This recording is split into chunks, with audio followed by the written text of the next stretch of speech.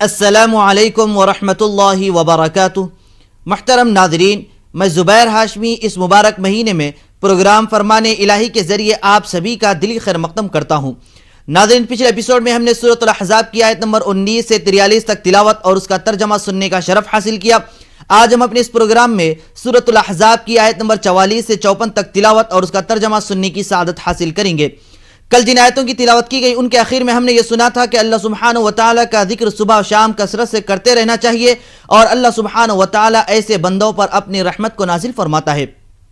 اسی طریقے سے آج تلاوت کی جانے والی آیتوں میں نیک بندوں کے بارے میں بیان کیا جا رہا ہے کہ نیک اور اطاعت و فرما بردار بندے جب اللہ سبحانہ و تعالیٰ کے دیدار سے مشرف ہوں گے تو اس وقت آپس میں سلام کریں گے۔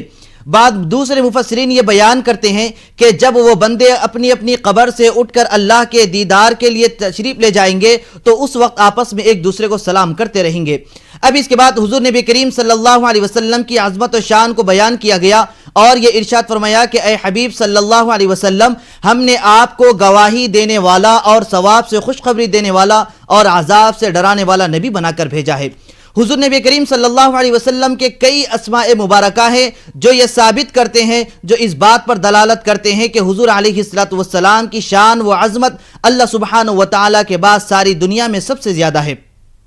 اسی طریقے سے حضور علیہ السلام کو آج کی تلاوت کی جانے والی آیتوں میں سراجم منیرہ کا لقب دیا گیا ہے، یعنی روشن چراغ ہے۔ حضور علیہ السلام انسانیت میں اور سارے معاشرے میں روشن والا پیام لے کر آئے ہیں، اسی لیے آپ کو سراجم منیرہ کہا جاتا ہے۔ تو ناظرین، اسی کے متعلق اور معلومات حاصل کرنے اور اس پر عمل پیرا رہنے کے لیے سنتے ہیں تلاوت اور اس کا ترجمہ۔ ترجمہ کلام پاک۔ شروع کرتا ہوں اللہ کے نام سے جو بڑا مہربان نہایت رحم والا ہے۔ تحیتهم یوم یلقونه سلام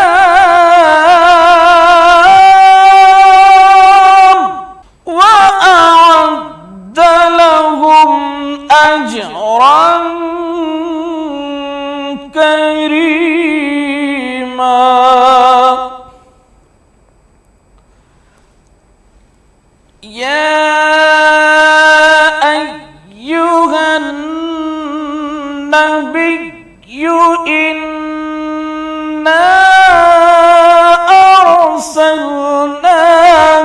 شاهدا ومبشرا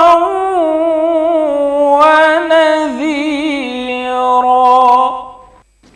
جس روز وہ اس سے ملیں گے ان کا تحفہ خدا کی طرف سے سلام ہوگا، اور اس نے ان کے لیے بڑا ثواب تیار کر رکھا ہے۔ اے پیغمبر، ہم نے تم کو گواہی دینے والا اور خوشخبری سنانے والا اور ڈر سنانے والا بنا کر بھیجا ہے۔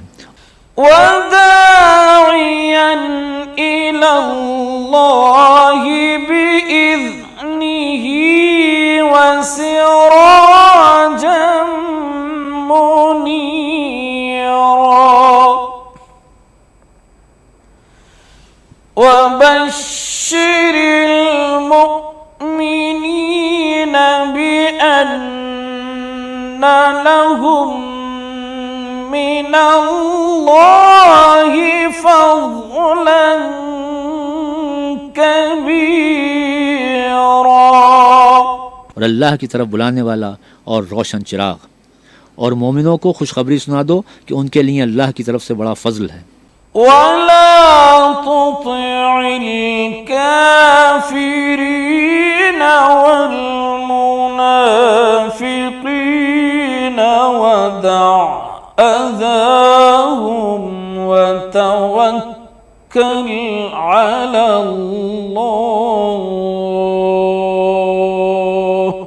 وَكَفَى بِاللَّهِ وَكِيلًا۔ کافروں اور منافقوں کا کہنا نہ ماننا اور نہ ان کے تکلیف دینے پر نظر کرنا، اور اللہ پر بھروسہ رکھنا، اور اللہ ہی کارساز کافی ہے۔ يا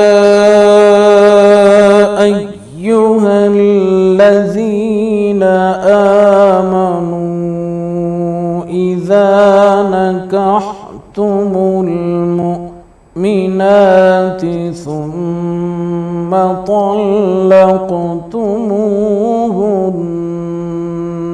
من قبل ثم طلقتموهن من قبل أن تمسوهن فما لكم عليهن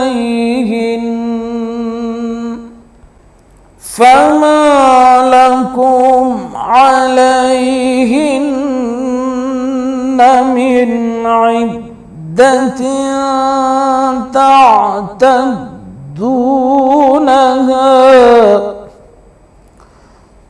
فمتعوهن وسرحوهن سراحا جميلا। मोमिनो, जब तुम मोमिन औरतों से निकाह करके उनको हाथ लगाने यानी उनके पास जाने से पहले तलाक दे दो तो तुमको कुछ इख्तियार नहीं कि उनसे इद्दत पूरी कराओ, उनका कुछ फ़ायदा यानी खर्च देकर अच्छी तरह से रुखसत कर दो। या अय्युहन नबिय्यु इन्ना अहललना लक أزواجك التي آتيت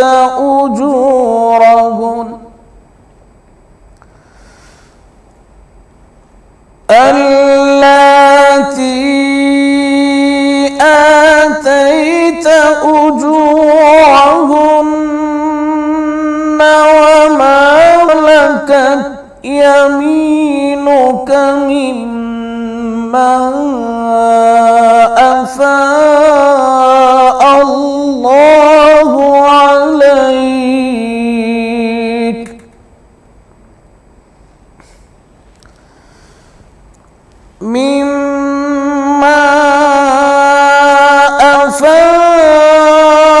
الله عليك وبنات عمك وبنات عماتك وبنات خالك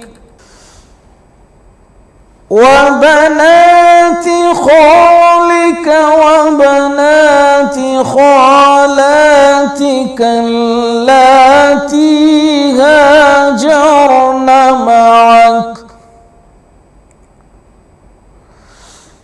وامرأة مؤمنة إن وهبت نفسها للنبي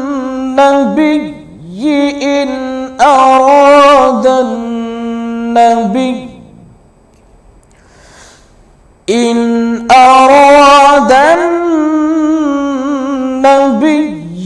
أن يستنكحها خالصة لك من دون المؤمنين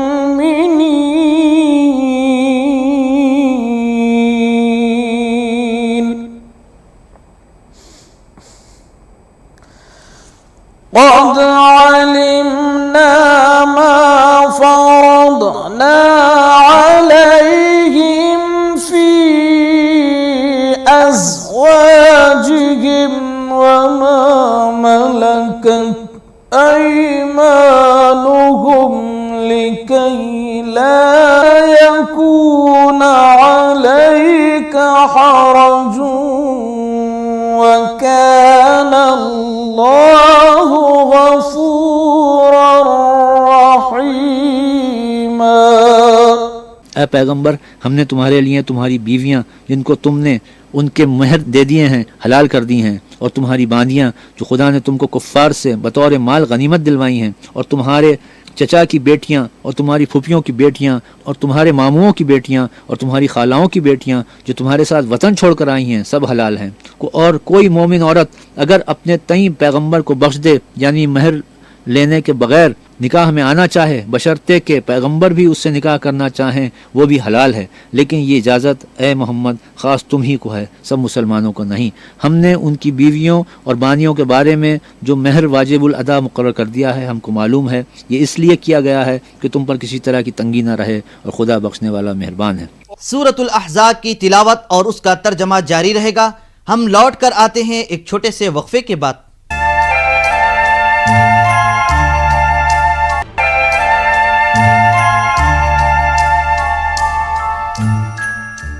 वक्फे के बाद दोबारा आप सभी का खैर मक़दम है।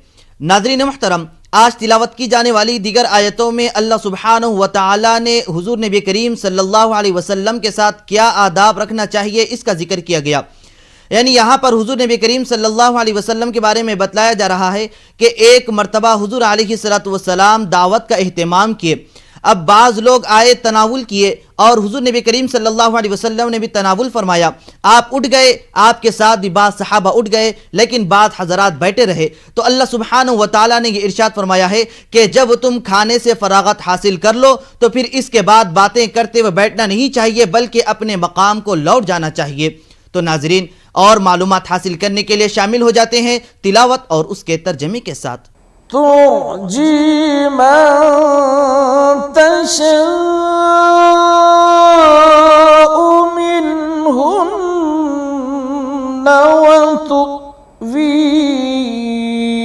इलैका मन तशाउ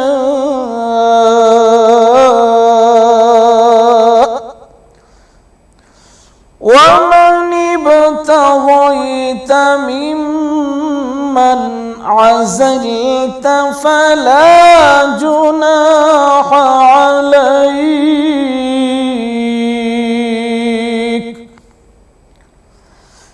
ज़ालिका अदना अन तक़र्र अयुनुहुन्न वला यहज़न्न वयरضين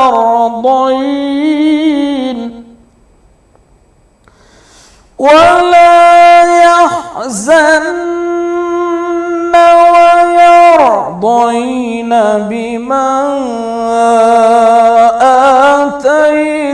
آتيتهن كلهن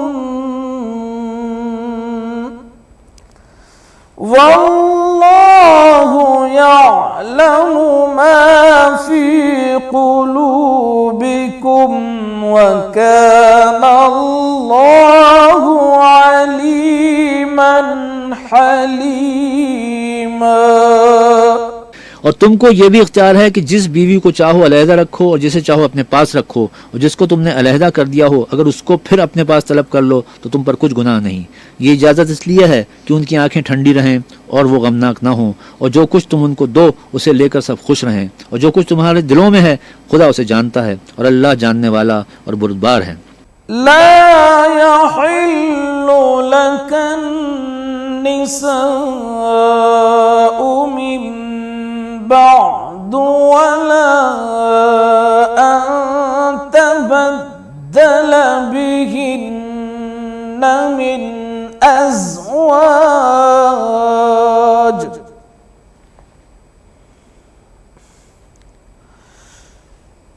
वला तबद्दल बिहिन्न मिन अज़वाज वलौ अअजबका हुस्नुहुन्न इल्ला मा मलकत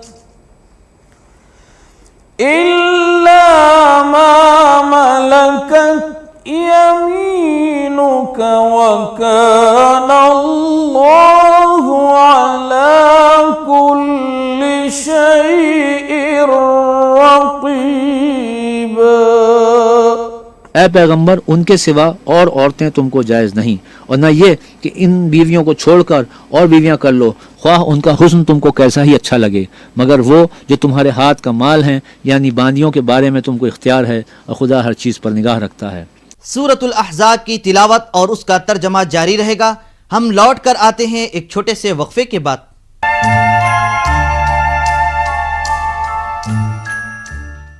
वक्फे के बाद एक बार फिर आप सभी का खैर मकदम है। नाज़रीन मुहतरम, आज रमज़ानुल मुबारक का चौथा रोज़ा है। इस मुबारक महीने में कुरान से भी एक ख़ास निस्बत है, जैसा कि अल्लाह सुब्हानहु व तआला ने इरशाद फरमाया है कि शहरु रमज़ान अल्लज़ी उन्ज़िला फ़ीहिल कुरान, यानी ये वो मुबारक महीना है जिसमें कुरान पाक नाजिल किया गया और ये कुरान तमाम लोगों के लिए हिदायत है।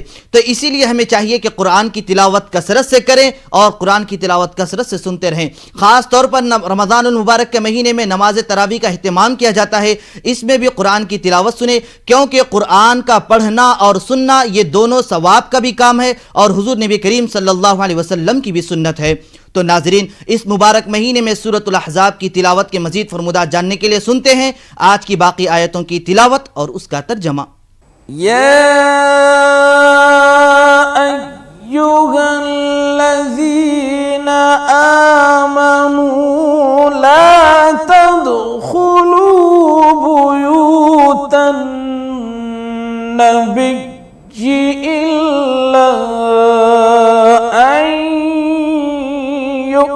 ज़न लकुम इला तआमिन गैर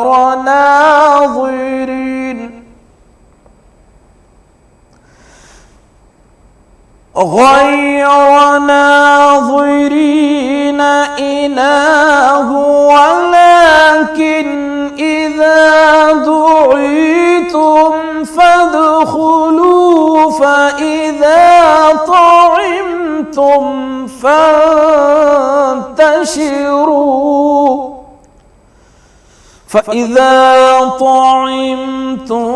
فانتشروا ولا مستأنسين لحديث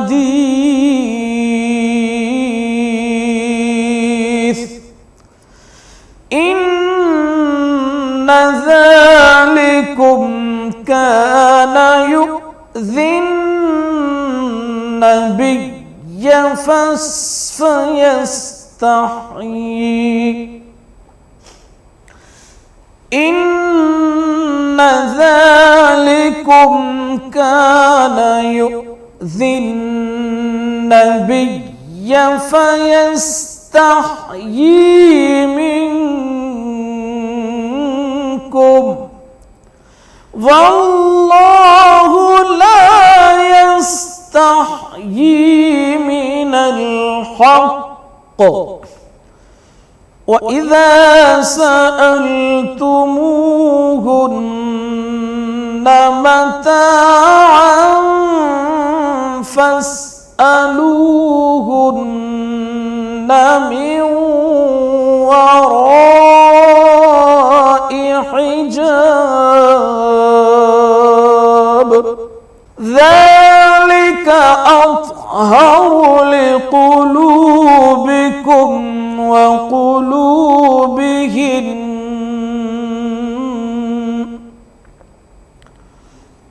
وما كان لكم أن تؤذوا رسول الله ولا أن تنكحوا أزواجه من بعد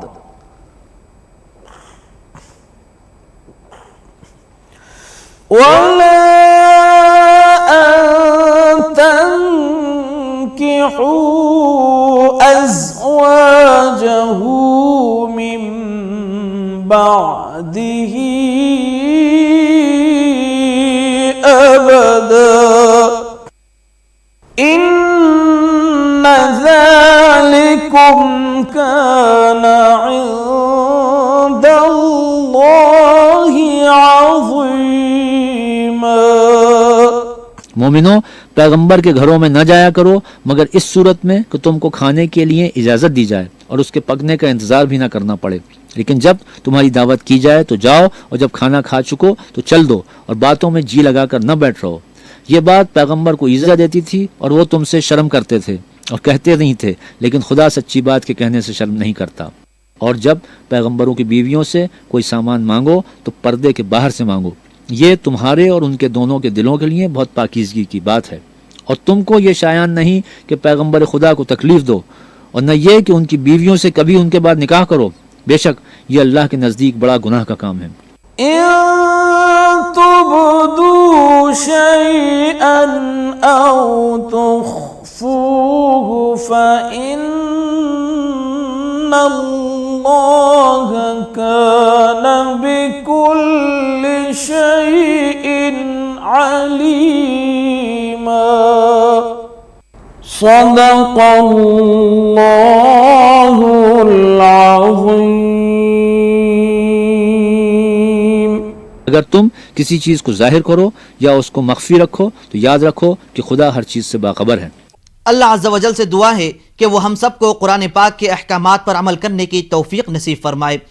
انشاءاللہ کل ہم دوبارہ اسی وقت سورۃ الاحزاب کی تلاوت اور اس کے ترجمے کے ساتھ حاضر خدمت رہیں گے۔